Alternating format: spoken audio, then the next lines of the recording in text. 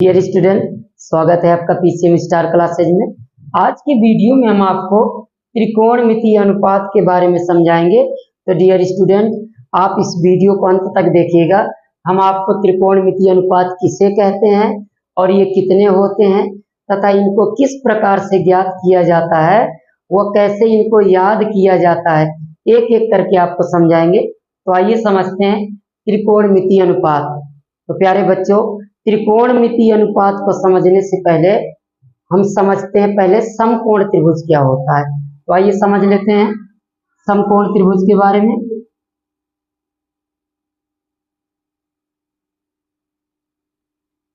ये एक समकोण त्रिभुज है एबीसी, इसका कोण भी 90 अंश है।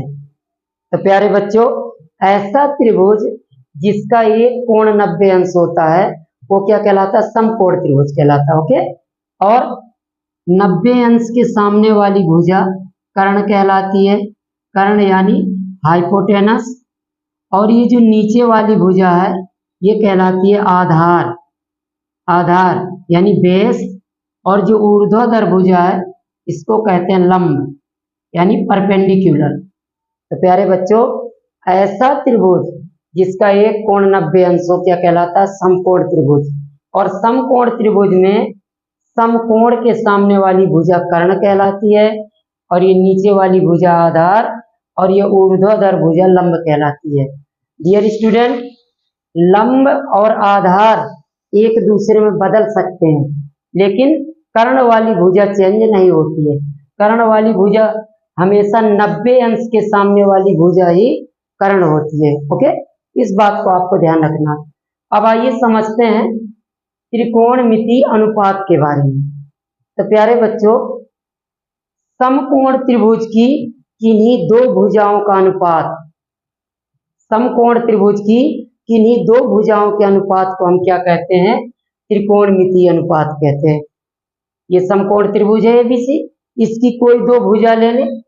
जैसे मान लीजिए ये भुजा ले लिया हमने ए बी, और बटे बीसी ले लिया।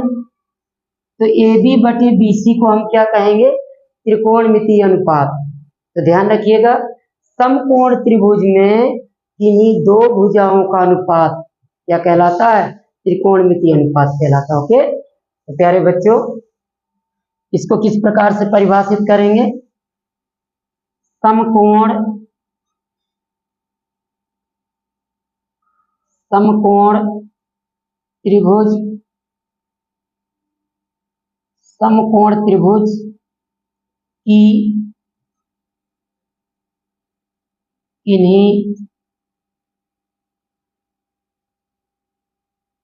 इन्हीं दो भुजाओं का अनुपात, इन्हीं दो भुजाओं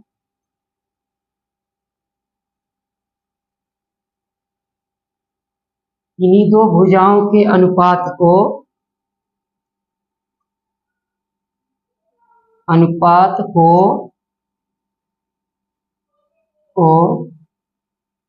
त्रिकोणमितीय अनुपात कहते हैं।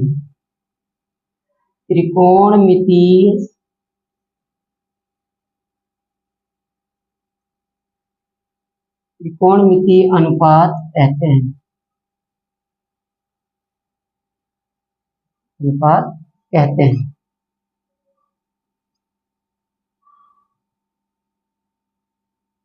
ध्यान रखना है, समकोण त्रिभुज की इन्हीं दो भुजाओं के अनुपात को हम क्या कहते हैं? त्रिकोणमितीय अनुपात। ओके। ये 6 प्रकार के होते हैं। 6 प्रकार के होते हैं।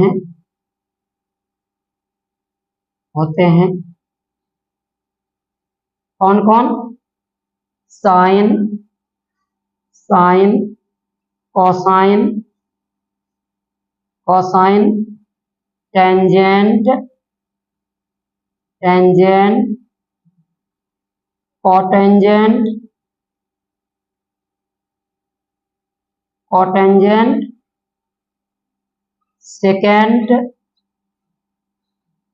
सेकेंट और कॉस्केंट।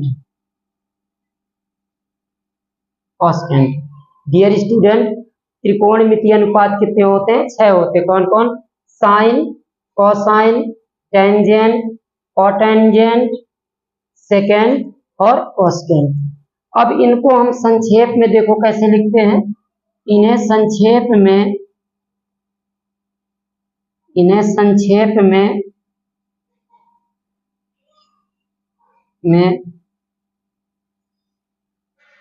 साइन, कोसाइन को कॉस, टेंजेंट को टेन, कोटेंजेंट को कॉट, सेकेंड को सेक और कॉसेकेंट को कहते हैं कॉसेक। इस प्रकार से हम इनको संक्षेप में क्या कहते हैं? साइन, कॉस, टेन, कॉट, सेक और कॉसेक। अब डियर स्टूडेंट, समकोण त्रिभुज का मान लीजिए ये जो न्यून कोण है ये थीटा है। देखिए समकोण त्रिभुज में एक कोण तो 90 अंश होता है। अब ये दो कोण बचते हैं तो ये दोनों न्यून कोण होते हैं। मान लीजिए कोण ए का मान कितना? थीटा है। तो कोण थीटा के लिए देखिए त्रिकोणमितीय अनुपात क्या क्या होंगे। यदि त्रिभुज एबीसी का कोण ए थीटा हो तो अब इनके लिए देखिए त्रिकोणमितीय अनुपात, त्रिभुज एबीसी का जो कोण ए है वो कितना है? थीटा है। तो इनके लिए त्रिकोणमितीय अनुपात हम निकालेंगे क्या क्या होंगे। पहला है साइन थीटा, साइन, और यहाँ कोण इस पर साइन के साथ में इस कोण के लिए, कोण थीटा के लिए हम त्रिकोणमितीय अनुपात निकाल रहे हैं। तो क्या बनेगा? Sine theta. प्यारे बच्चों, साइन थीटा बराबर होता है लंब बटे कर्ण। क्या होता है? लंब बटे कर्ण। लंब बटे कर्ण यानी लंब भुजा और बटे कर्ण भुजा। तो देखिए जो कोण थीटा है उसके जस्ट सामने वाली भुजा ही क्या होती है? लंब होती है। ओके, तो लंब भुजा हमारी कौन सी होगी? बीसी। तो बीसी और बटे कर्ण क्या है? एसी। बीसी बटे एसी आ गया। और cos theta, cos theta, cos theta बराबर होता है आधार, आधार बटे कर्ण, आधार बटे कर्ण। ओके, तो आधार भुजा कौन सी हमारी? A B. लिखिए ए बी बटे कर्ण ए सी। ओके, तीसरा टेन थीटा, टेन थीटा। तीसरा क्या? टेन है। तो टेन को थीटा के साथ तो क्या बनेगा? Tan theta. तो टेन थीटा बराबर होता है लंब बटे आधार, लंब बटे आधार, लंब बटे आधार। तो लंब भुजा कौन सी है? बीसी, बीसी, और बटे आधार भुजा है ए बी। चौथा है डियर स्टूडेंट कॉट, और कॉट को थीटा के साथ लिखेंगे तो क्या आ जाएगा? Cot theta. कॉट थीटा बराबर होता है आधार बटे लंब, आधार बटे लंब, आधार बटे लंब। तो आधार भुजा है डियर स्टूडेंट ए बी, तो आ जाएगा ए बी, और बटे लंब भुजा बी सी, तो ए बी बटे बी सी। और पांचवा है सेक, तो सेक को थीटा के साथ लिखेंगे, सेक थीटा हो जाएगा।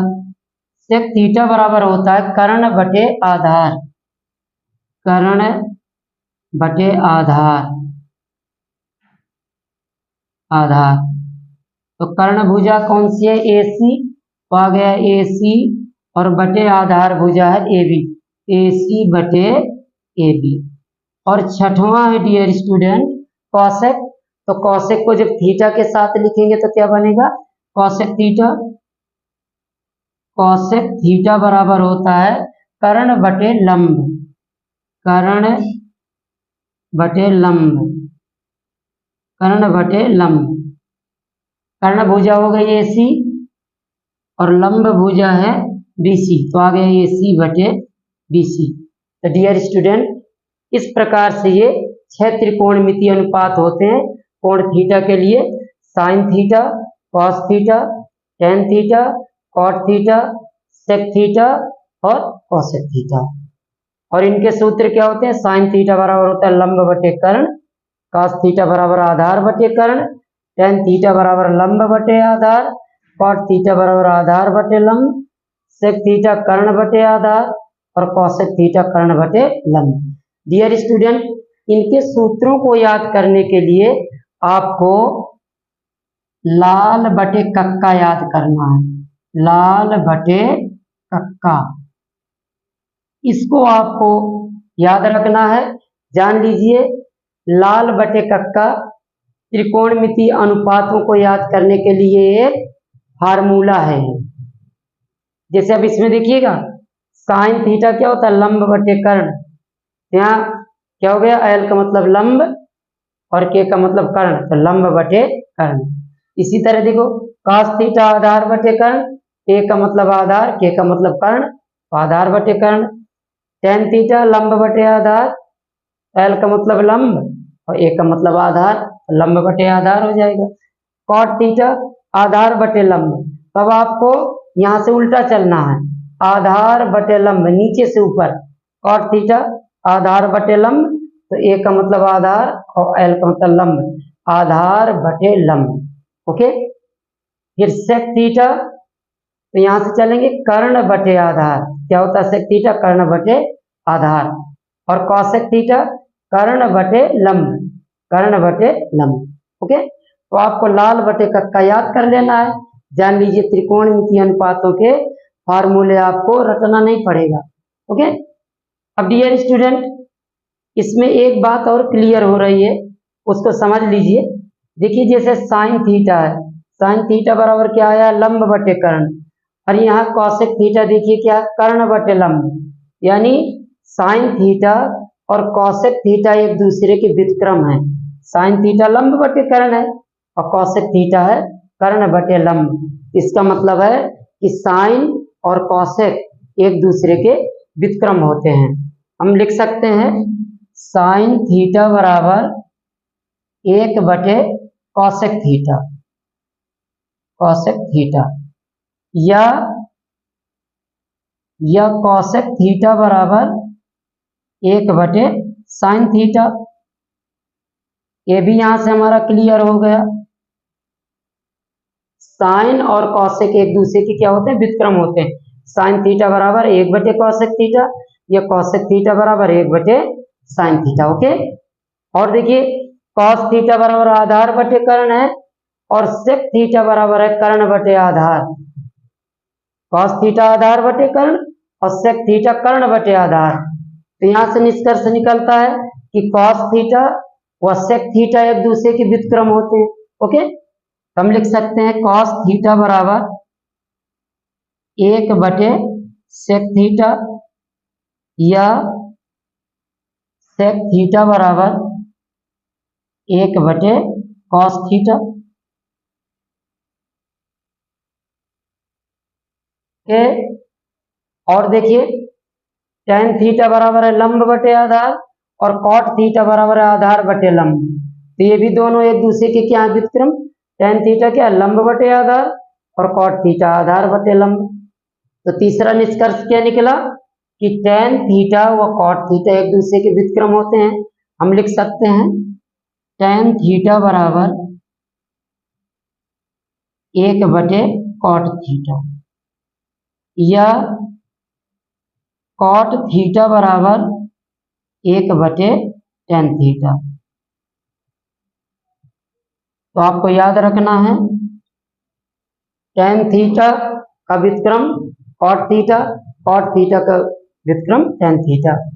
इस प्रकार से डियर स्टूडेंट, ये 6 प्रकार के त्रिकोणमितीय अनुपात होते हैं और इनको याद करने का तरीका क्या है, लाल बटे कक्का।